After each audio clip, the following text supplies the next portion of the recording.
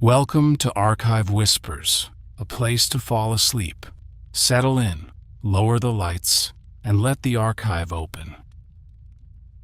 Tonight, the door we are going to open is a low one, set into a wall of squared and notched logs, in a single small cabin that stands by itself at the edge of a frozen northern forest, somewhere in the long middle of a 19th-century winter. There is no road to it that you would recognize as a road, only a faint line of older footprints filling slowly with new snow. And beyond the last of the trees, there is nothing but more white country, folding away into the early dark. We are simply going to step inside and stay there, and let the night be as slow as it truly was. We are not going to follow any great expedition tonight, nor any famous name out of the fur trade, nor any of the long journeys that fill the histories of these years. There will be no rivalry between the great companies, no crossing of mountains, no story that arrives anywhere in particular. Instead, we will keep a single ordinary trapper company through one long night in one small room, while the cold does its patient work outside and the fire does its patient work within. It is a quiet kind of evening, and it asks nothing of you at all.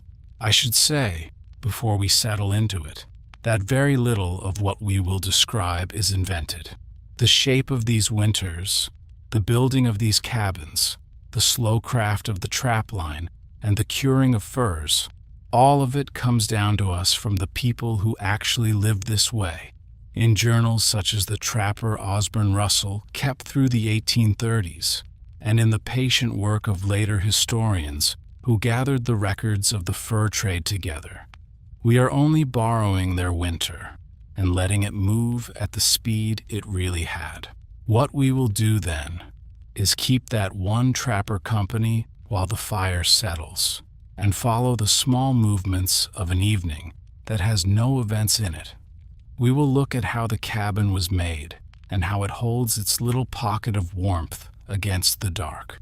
We will listen to the wind gather over the trees and lean against the walls, and we will let it pass. There is no hurry anywhere in this. The night is very long, and it is generous, and there is more of it than we could ever need. If your eyes grow heavy before the fire has burned all the way down, let them close. Nothing in this room depends on your staying awake for it.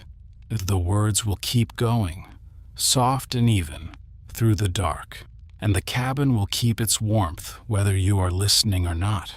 You do not need to reach the end of anything. You are only here to rest, in a warm, small place, while the snow goes on falling over the forest, the way it fell over so many forgotten winters before this one. So dim your lamp now, if you have one near you, and let the room go quiet around you. Draw whatever you have over your shoulders, and let your breathing slow to the pace of someone who has nowhere to be in the morning. We will cross the threshold together, into the small, warm dark of the cabin, and we will stay there for the length of one winter night. There is the fire, low and steady. There is the wind, far off and patient. And there is all the time in the world. The cabin is a small thing when you stand back from it, and smaller still on the inside. It is built of spruce and pine logs, cut the autumn before and left to season, then squared a little on two faces with an axe, and notched at the corners so that each log lies down into the one beneath it. There is no nail anywhere in the frame. The whole weight of it simply rests upon itself, log upon log, corner locked into corner, the way these walls had been raised across the northern country for as long as anyone could remember. Between the logs there is the chinking, and it is the chinking that keeps the winter out. In the gaps, the builder pressed moss gathered from the forest floor, and over the moss a mixture of clay and ash and a little hair, worked in by hand and smoothed with the flat of a knife, packed tight along every seam. In the warmth of the room, it is dried to the hardness of poor brick. Here and there, a hairline crack has opened, and from it, on the worst nights, comes a thread of cold air so thin you would only find it by the touch of one finger held close along the wall. It is a single room, and everything the winter requires has been gathered into it. There is the hearth at one end, built of field stone set in the same clay, with a broad flat lintel stone above the opening, and a chimney of mud and stick rising through the roof. There is a low plank table, a single bench, a stool worn smooth, and along one wall a bunk of poles laid close and softened with spruce boughs and firs. The ceiling is low enough that a tall man would stoop, and that lowness is a mercy, for it keeps the warm air close above the heads of those who live beneath it. The floor is partly the bare earth of the clearing, beaten hard and swept smooth, and partly a few split puncheon planks near the hearth, their flat faces worn pale by years of moccasined feet. In the cold months, a layer of straw and old hide is spread over the earthen part, both to soften it and to hold a little of the warmth that would otherwise sink away into the frozen ground below. To cross from the bunk to the fire on a winter morning is to pass from cold to warm in the space of 3 slow steps, and the body learns to measure those steps without ever needing to count them. The door's low and heavy, made of split planks pegged to 2 crossbars, hung on leather hinges that have stiffened with the cold. It is held shut by a simple wooden latch, lifted from outside by a thong of rawhide passed through a hole in the planks, and at night that thong is drawn inside, so that the latch cannot be raised by anything that does not have hands. Against the bottom of the door, where the worst of the draught would creep, a rolled length of old blanket has been pressed into the gap, and the snow banked against the outside does the rest. There is one window, and it is small, no larger than 2 spread hands, set high in the south wall, where the low winter sun can find it for an hour at midday. It is not glass, or not entirely, but a pane of scraped and oiled hide stretched over a wooden frame, translucent rather than clear, so that the daylight comes through it the color of weak tea, soft and without edges. At night it shows nothing but the deeper dark outside, and a faint warm bloom from the fire reflected back, and across its surface, by morning, the slow handwriting of the frost. Above, the roof is a slope of poles laid close from the ridge to the walls, covered over with sheets of birch bark, and then with a heavy thatch of spruce boughs, and over all of that, now, lies the snow. The snow is not the enemy here that you might think it.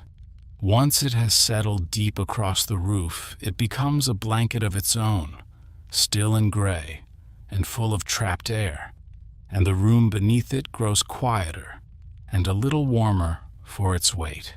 A roof under a foot of snow loses far less of its heat than a bare one, and the trapper, lying awake, has learned to be glad of the hush that the falling snow lays down over everything. In the corners, where the firelight does not quite reach, the cabin keeps its stores. There are sacks of meal and dried beans set up off the floor on a low shelf, a small keg, a few iron pots blackened with use, and from the rafters hang bundles of dried meat and herbs, a coil of rope, a spare pair of snowshoes, and the long shapes of furs not yet finished. Nothing is wasted, and nothing is far from reach. A single room, lived in through a winter, arranges itself by slow habit into a kind of order, where the hand knows in the dark exactly where each thing has come to rest. All of this together makes a space hardly larger than the bed of a wagon, and yet within it the whole of a life has been folded down to its quiet essentials. There is somewhere to sleep, somewhere to sit, somewhere to keep warm, and somewhere to keep dry. And beyond those few needs, there is very little, and the little there is has been chosen and made by hand. It is not a poor room, though a stranger might call it so. It is a room with everything taken out of it that a winter does not need, and what remains has the plain settled beauty of things that are exactly enough. And over the whole of it presides the fire, the one thing in the cabin that is never quite still, the slow heart of the room around which everything else has been arranged. The hearth was the first thing built, and the table was set near it, and the bunk was laid within reach of its warmth, and even the door was hung where the draught from it would not fall straight across the flames. Everything leans, in the end, toward the fire. So it is to the fire that we will turn now, and sit a while, and watch it do the long, quiet work of holding the winter back. To keep a fire through a northern winter is not a single act, but a long and patient tending, repeated so many times a day that it stops being a task at all and becomes something nearer to breathing. In the morning, there are the banked coals to be coaxed back, and through the day there is wood to be added with care, not too much at once. And in the evening, the slow building of a steadier blaze, and at last, before sleep, the careful covering of the embers under ash, so that a seed of fire will still be living when the cold gray light returns. The wood itself is a study the trapper has made without ever calling it study. The dry spruce and pine, full of resin, catch quickly and burn with a bright, eager flame and a soft snapping, good for waking a fire in the cold of the morning, but gone almost as soon as they are given. The birch and the slow hardwoods, split and stacked the summer before, are saved for the long hold of the night, for they take longer to come to heat, and then they keep it, settling into a deep, even glow that asks nothing of anyone for hours at a time. The heat of the fire does not fill the room evenly, and the body soon learns its map. Close to the hearth the air is genuinely warm, warm enough that the face glows and the hands loosen, and a man may sit there and feel something like the comfort of summer on his shins. A few steps back the warmth thins quickly, and at the far wall, by the door, the cold still has its quiet hold. To sit by the fire on a deep winter night is to be warm on one side and cool on the other, turning slowly now and then, the way one turns a thing before a flame to bring it evenly to heat. When more light is needed than the fire alone will give, there is the candle, a short length of tallow, set in a dish of tin, its flame small and yellow, and leaning whenever the air stirs. The tallow has a faint smell of the animal it came from, not unpleasant once one is used to it, and it burns down slowly, leaving a soft collar of melted fat that the trapper saves and works back into the next one. There is also, for close work, a shallow lamp of grease with a twist of cloth for a wick, older even than the candle in its making, and giving the same small steady light that the long evenings of the north have always been measured by. By this low and shifting light, the room is never quite the same from one hour to the next. The firelight throws the shadows of the simple things up the walls and across the low roof, and makes them large and soft and slow, so that the shape of a hanging fur or a coil of rope leans and trembles overhead like something half-dreamed. There is nothing in it to fear, and nothing in it to follow. It is only the old play of light on a wall that people have watched on winter nights, for as long as there have been fires and walls, and it asks for nothing but to be half seen through lowered eyes. Near the fire, on a flat stone set close to the coals, the kettle sits and waits, blackened on its underside by 100 such evenings. There is a little water in it always, kept just short of a simmer, so that warmth may be had whenever it is wanted without the long delay of starting cold. From time to time it gives a low private murmur, a sound so faint and so familiar that the trapper no longer truly hears it, the way one stops hearing a clock in a quiet house, and the murmur becomes part of the silence rather than a breaking of it. The evening, if it can be called by so busy a word, passes in small, unhurried things. A log is turned, and a shower of sparks rises and dies. A little more wood is laid on, and the flames climb and settle. The candle is trimmed. The kettle is moved an inch from the heat. A fur is shifted on its frame. None of it is urgent, and none of it is for anyone watching. It is only the slow housekeeping of warmth, the dozen tiny adjustments by which a fire is kept alive and a room is kept livable through the deep middle of a winter that has many such evenings still to give. And under all of it, beneath the murmur of the kettle and the soft work of the flames, there is the great silence of the country outside, pressing gently in at the walls. It is a silence with a weight to it, the silence of a land where the nearest other fire might be a day's walk away or more, and it does not feel empty so much as deep. The cabin holds its small, bright pocket of life inside that silence, the way a lantern holds a flame inside the dark. And there is a kind of peace in being so small a light, in so large a quiet, and in needing to be nothing more. For now the fire is high enough, and the room is as warm as it will be, and there is nothing that needs doing for a while. This is the hour the trapper likes best, when the work of the day is behind him, and the careful banking of the night is not yet come, and he can simply sit and let his thoughts go loose and slow. Outside, though, the air has begun to move. Far off over the trees, a wind is gathering itself, and before the night is through it will have a great deal to say. We will go out to meet it now, only for a while, and then come gratefully back in. Out beyond the walls the wind has come down at last from the high country, the way it does on these nights, sliding long and low over miles of frozen forest before it ever reaches the small clearing where the cabin stands. It does not arrive in a single moment. It comes first as a far-off sound, high in the tops of the pines, a long, soft rushing like a great slow breath drawn somewhere over the hills, rising and falling, coming a little nearer with each return, until the whole dark sweep of the woods has taken up the same deep and patient voice. Then the snow begins to move with it. What had been falling straight and slow all evening now starts to drift sideways, carried on the moving air in long, pale streamers that pour between the trees and across the open clearing. It is not a violent thing, not yet.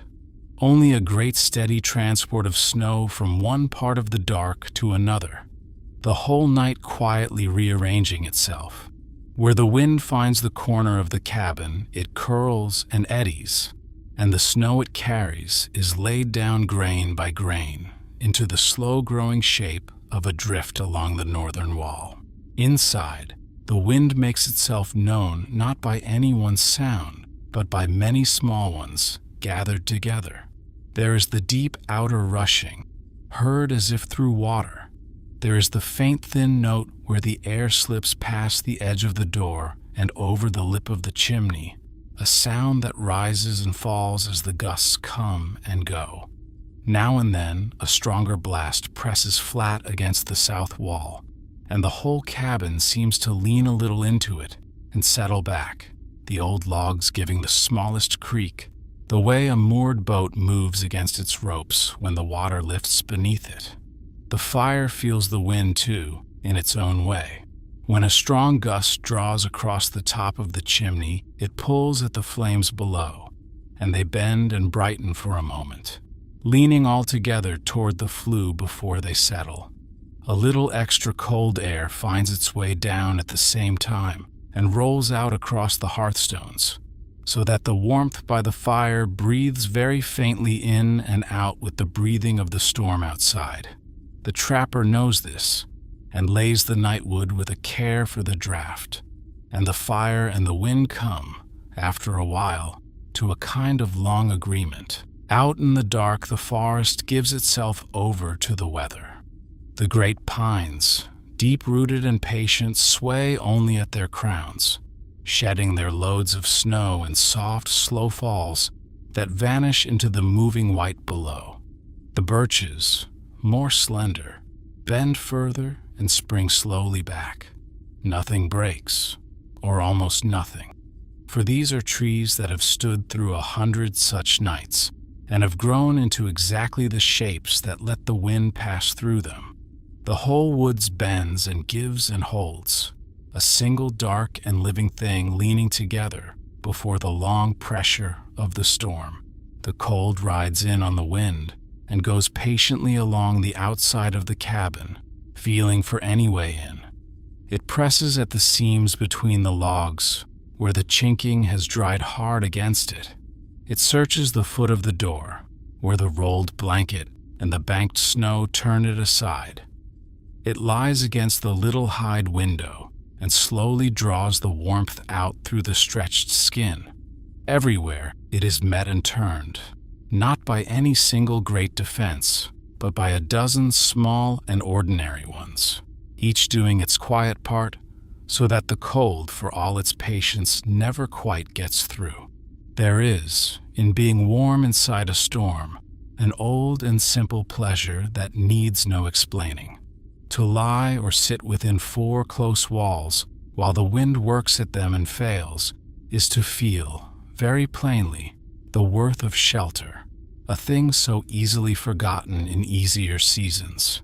Each gust that passes harmlessly over the roof is a small kindness counted. Each return of the deep rushing in the trees, heard from the warm side of the wall, becomes almost a comfort, a reminder of all the cold that is being kept at bay, and of how little, just now, is being asked of anyone within. Slowly, over an hour or more, the storm reaches the long, even pitch that it will hold for much of the night. It does not grow into anything sharper. It simply settles into itself, a steady pouring of wind and snow that no longer rises and falls, so much as goes on, level and unhurried, filling the whole world outside with a single soft and enormous sound. It is the kind of weather that asks nothing and means nothing, that has no edge of threat in it once you are safe within walls, only a vast and even presence, like the sea heard from ashore at night. The drifts go on shaping themselves through the dark, soft and curved and lovely, though no one is there to see them. Along the windward side of every tree and stone and stump, the snow piles into a long, smooth tail, and across the open ground, it gathers into low waves and hollows, all of it carved by the same moving air into the same patient curves. By morning, the clearing will have a new geography.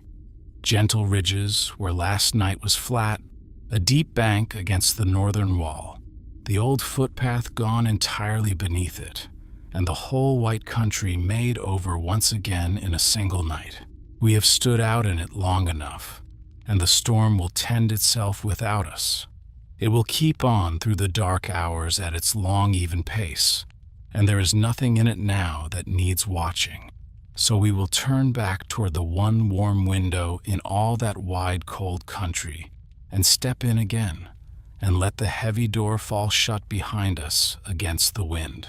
The sound of the storm drops to a deep, muffled murmur, held off on the far side of the logs, and the warmth comes up around us, and we are, once more and gratefully, inside by the fire.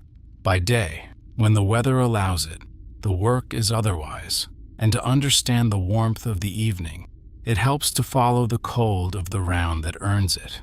In the gray light of the short afternoons, the trapper goes out along his line, a long, looping path through the forest that he set in the autumn and has walked so many times now that his feet would nearly find it on their own. Over his shoulders he carries little, and on his feet are the snowshoes, broad frames of bent ash strung with rawhide that let him pass lightly over snow that would otherwise swallow him to the waist. The line is a string of quiet places, each one chosen with care and patience. A narrow run between two thickets where the marten passes, a slope above a frozen stream where the fox has left its delicate stitching of prints, the snowed-over edge of a beaver pond where a set has been made beneath the ice. At each the trapper stops and reads the snow the way another man reads a page, taking from the faint marks upon it the whole small story of what has come and gone since he was last here, and what the cold days have brought to the patient iron and the deadfall and the snare. Most of the sets are empty, as most always are, and that is the way of the work, which is built far more of patience than of luck. The trapper clears the snow from each, checks the iron and the bait, the small smear of castoreum that the beaver cannot help but seek, frees a spring stiff with frost, sets all to rights, and moves on. There is no haste in it. A trapline is a slow conversation with the forest, carried on over a whole winter, in which the answers come rarely and must be waited for, and in which the waiting itself becomes a kind of work, and then, in time, a kind of peace. When the line does give something up, the trapper takes it with a plain and unsentimental care, for the animal is the whole purpose of the long winter and is not to be wasted or mishandled. The catch is freed and gathered, the set remade for the days to come, and the trapper turns at last for home with a little more weight across his shoulders than he carried out. The light by then is failing, as it fails so early in these months, and the cold deepens with it, and the thought of the cabin and its fire goes on ahead of him down the darkening line like a small warm promise. And so the round closes where it began, at the low door in the wall of logs, with the snowshoes knocked clean and stood upright against the outside wall, and the cold shaken from the shoulders, and the latch lifted, and the warmth coming up around him like a held breath let go. That is the shape of the trapping day, out into the gray and the wind, and back again into the amber and the fire, and it is the cold half of that round, walked faithfully through the short afternoons, that makes the warm half in the evenings feel so holy and so deeply earned. It is in the evenings, then, by the fire, that the other half of the trade is carried on. The slow and careful turning of the day's catch into the furs that are the whole reason for the winter.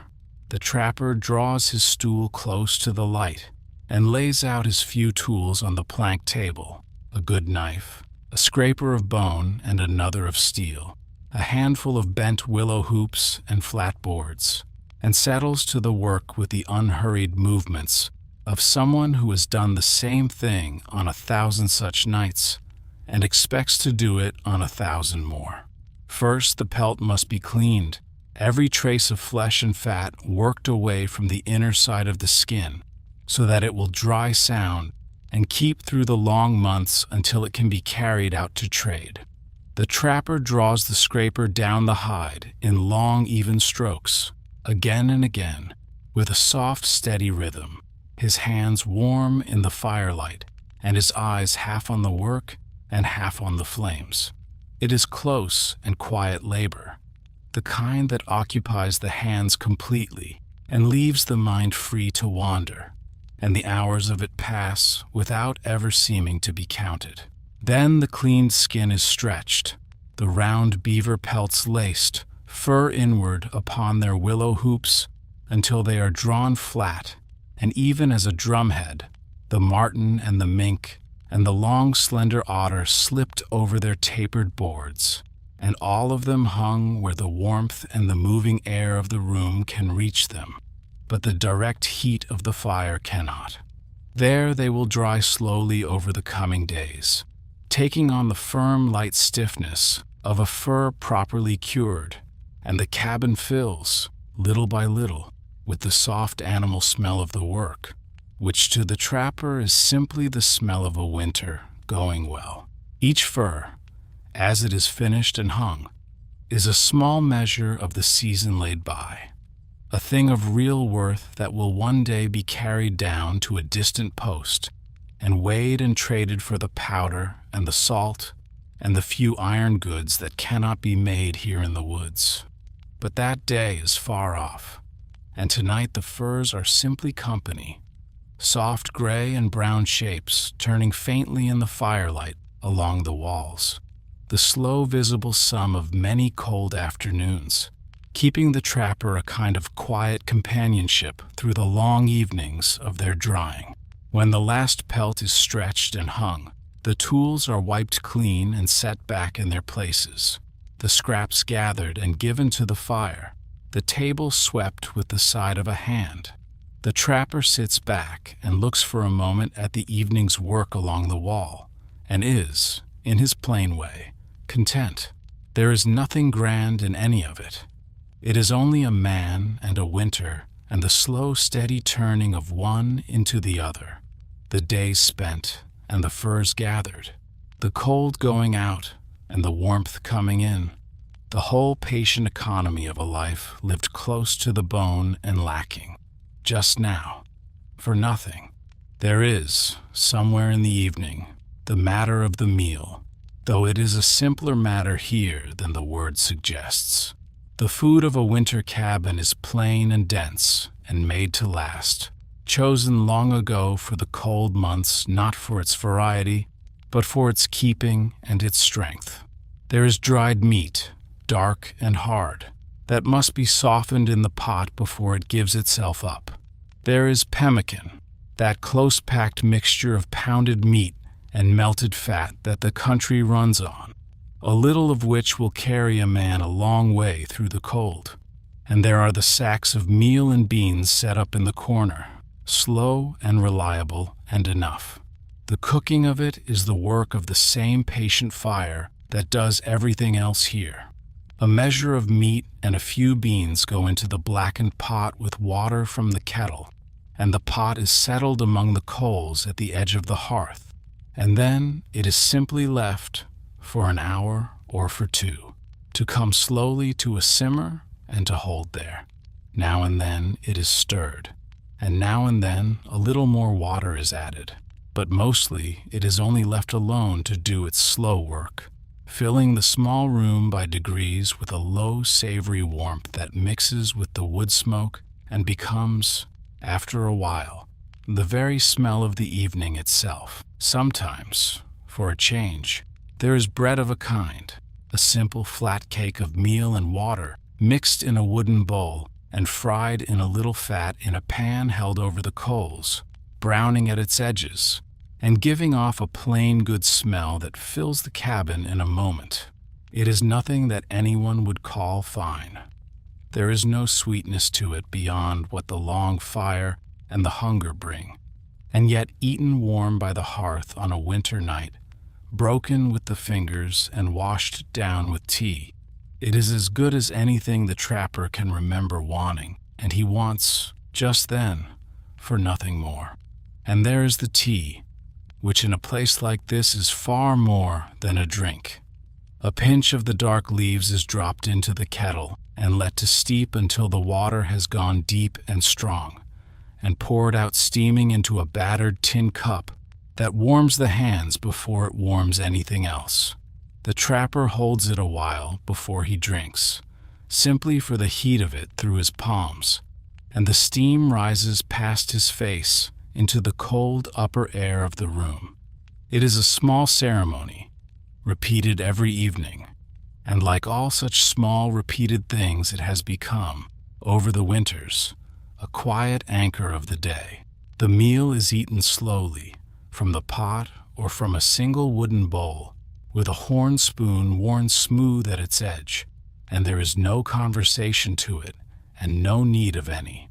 The only sounds are the small ones of the fire, the faint murmur of the kettle, the long voice of the wind still working away beyond the walls. When it is done, the bowl is wiped clean with the last of the bread and set aside, and the trapper sits back from the table into the warmth, full and easy, with the long empty hours of the evening still spread out comfortably ahead of him. his to spend or to let pass as he pleases. In these after-supper hours, there is sometimes a little mending to be done, for the winter is hard on everything that is worn or used. A moccasin has gone thin at the heel and wants a patch of soft tanned hide stitched over it with a thread of sinew.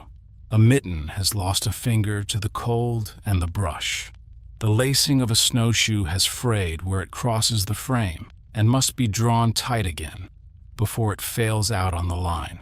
The trapper works at these things in the firelight with a slow, sure patience, the needle and the awl moving in and out, and the small repairs accumulate quietly against the long demands of the season. And sometimes there is the pipe, packed slowly and lit with a coal lifted from the fire on the blade of a knife and drawn on in long, unhurried breaths while the smoke curls up blue-gray into the dark above and is lost there. It is the trapper's one plain luxury, and he is in no haste with it. He sits low on the stool with his back to the warmth, the pipe in his hand, and lets the evening settle around him, and thinks of very little, or of nothing in particular, in the loose, untroubled way of a man whose work is done and whose shelter is sound, and whose night, for once, asks nothing of him at all. The days in such a life are not counted so much as felt, one folding softly into the next with very little to tell them apart. There may be a notch cut into a beam to mark the passing of a week, or a knot tied in a cord, but these are loose reckonings, and out here they hardly matter. Time is measured instead by the slow things, by the lengthening of the light a few minutes each side of the shortest day, by the deepening of the snow, by the growing row of finished firs along the wall. It is a calendar without numbers, kept by the body and the seasons, and it keeps very well. It is a solitary life, beyond question, and yet it is not, in these quiet evenings, a lonely one.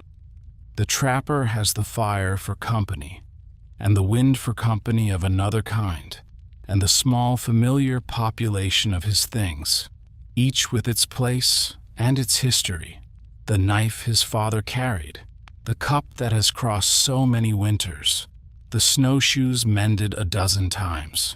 A person can be deeply alone in such a place and still feel held by it, surrounded by the long companionship of the made and the used and the worn, and warmed by more than the fire. And so the evening wears down, as all such evenings do, toward its quiet close. The fire has been fed and fed again, and now is asked to give a little less. The pipe has gone cold in the hand. The mending is folded away, the cup set by, the last of the tea grown lukewarm and finished without much noticing. A great unhurried drowsiness has begun to gather in the warm room, rising with the warmth itself, and the trapper feels it come and does not resist it. For there is nothing left now that the night requires, save the banking of the fire and the long sleep that the cold, dark hours were made for. And now the last task of the day, the gentlest one, the banking of the fire.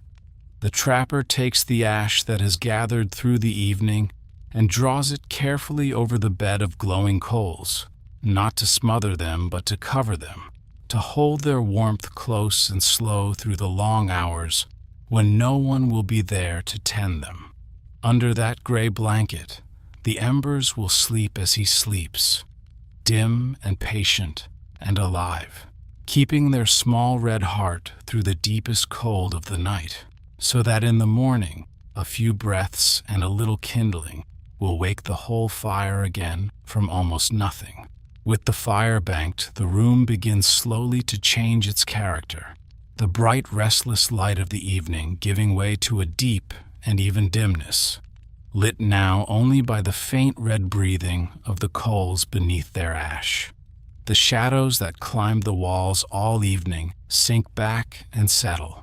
The far corners go dark and quiet, and the warmth, no longer fed, begins its own slow settling too. drawing in close about the hearth and the bunk, holding there in a small enough circle that a single sleeping body and a banked fire can keep it living between them through the night. The trapper crosses the few worn steps from the hearth to the bunk, the way he has crossed them on so many nights, and lies down upon the spruce boughs and draws the heavy furs and the wool blanket up over himself, and the cold that had crept along the floor is shut out beneath their weight. For a moment the bedding is cool against him, and then, slowly, his own warmth gathers under the furs and fills the small space they make, and a deep animal comfort comes over him, the oldest comfort there is, the simple comfort of being warm and covered and safe while the cold keeps its distance beyond the wall. Outside, far off, the wind goes on. It has eased a little from the long, even pitch it held earlier, or perhaps the ear has only grown so used to it that it has faded into the background of the night, become a part of the silence rather than a breaking of it.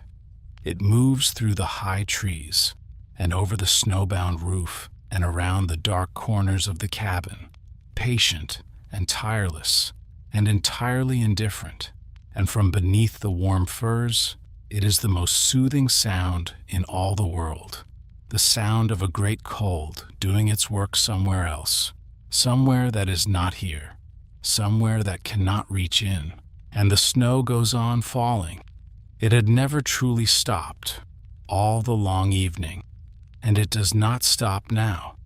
It comes down soft and slow and endless out of the dark, over the trees and the clearing and the deep banked drifts, over the roof with its still gray blanket, settling and settling, laying the world a little deeper into white with every passing hour. There is no sound to it at all. It is the quietest thing there is, the falling of snow at night, and it falls over the cabin and the sleeping fire and the sleeping man alike, covering everything gently, asking nothing, leaving everything at peace. Under the furs the warmth holds, and the body, tired in the good plain way of a body that has worked in the cold, begins to let go of the day. The hands loosen, the breathing lengthens and slows. The small aches of the trapline ease one by one into the warmth and are forgotten. There is nothing to keep watch for, nothing to plan, nothing that cannot wait until the gray light returns, and the mind, with no more demands upon it, begins to drift, the way the snow drifts, slowly and without direction, loosening from its moorings and floating gently out and down towards sleep. And the fire, banked low, glows on. It needs nothing now. It asks for no wood and no tending, only to be left alone in the dark to keep its small red warmth beneath the ash, patient as the sleeping man, patient as the snow, holding the long thread of heat unbroken from this night through to the morning. Now and then, very softly, a coal settles, and a faint glow stirs and fades, and that is all. The fire glows on, and the room holds its warmth, and the night goes by outside, hour after slow hour, and nothing at all is required of anyone within. The hours of the deep night pass over the cabin without anyone to mark them. The wind, far off, rises and falls and rises again, softer now, gentler, smoothing itself slowly towards stillness. The snow falls and begins, somewhere in the smallest hours, to thin and to ease, until only a few last flakes are wandering down through the quiet dark. And the cabin sleeps, the man beneath his furs and the fire beneath its ash. Two small slow warmths keeping each other through the cold, while all around them the white country lies hushed and deep and at rest under the patient sky. There is nothing more to tell of this night, and nothing more that needs telling. The day is long behind us. The fire is banked. The furs are warm. The wind is easing. The snow is nearly done. Whatever the morning holds can wait for the morning.